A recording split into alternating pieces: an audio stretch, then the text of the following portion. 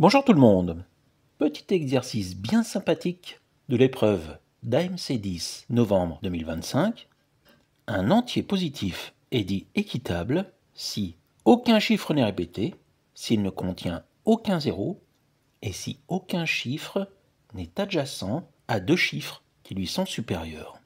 Par exemple, 196, 23 et 12 463 sont équitables. 196 parce qu'il n'a pas de zéro dans son écriture. Et si on prend le chiffre 9, eh bien les deux chiffres qui sont à côté sont plus petits.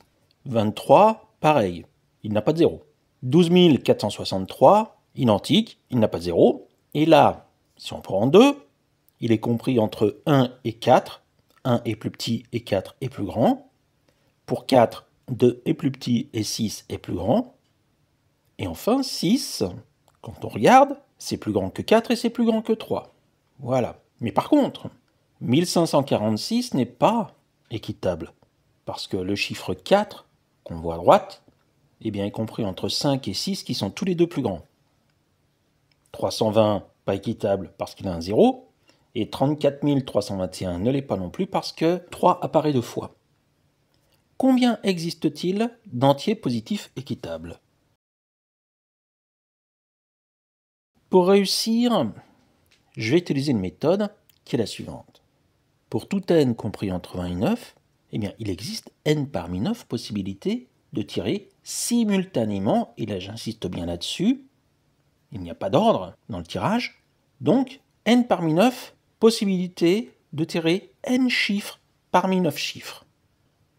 Et une fois qu'on a ces chiffres, pour chacune des possibilités du premier tirage, je sélectionne le plus grand chiffre.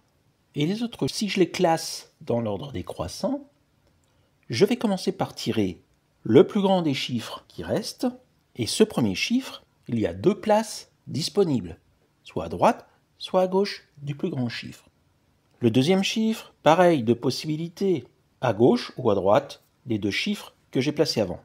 Donc, une fois qu'on a fait ça, on a créé soit une suite de 3 chiffres croissants, soit une suite de 3 chiffres décroissants, soit, si on a placé un chiffre à gauche et un chiffre à droite, le plus grand chiffre est bien entouré par deux chiffres qui sont plus petits. Donc, ça marche bien. Et je continue comme ça ce processus jusqu'au dernier chiffre.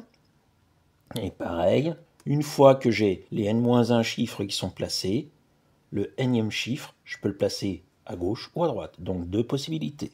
Ça va impliquer que j'ai placé n-1 chiffre à côté du plus grand chiffre. Autrement dit, je peux créer 2 puissance n-1 nombres avec ce processus. En tout, on a combien de nombres possibles ?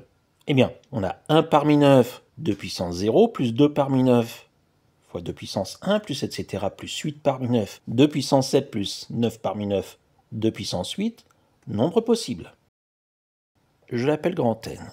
Et grand N, eh bien, c'est la moitié de 1 parmi 9 fois 2 puissance 1, plus 2 parmi 9 fois 2 puissance 2, plus etc., plus 8 parmi 9 fois 2 puissance 8, plus 9 parmi 9 fois 2 puissance 9.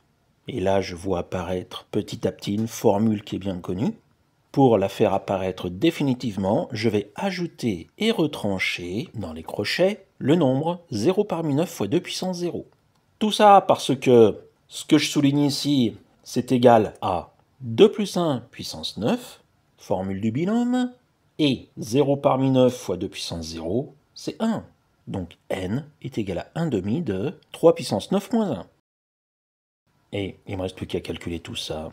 80 au carré, c'est 6561, que je multiplie par 3 pour obtenir 19 683, moins 1, 19 682. Je divise tout ceci par 2, j'obtiens 9841. Conclusion, il existe 9841 nombres équitables.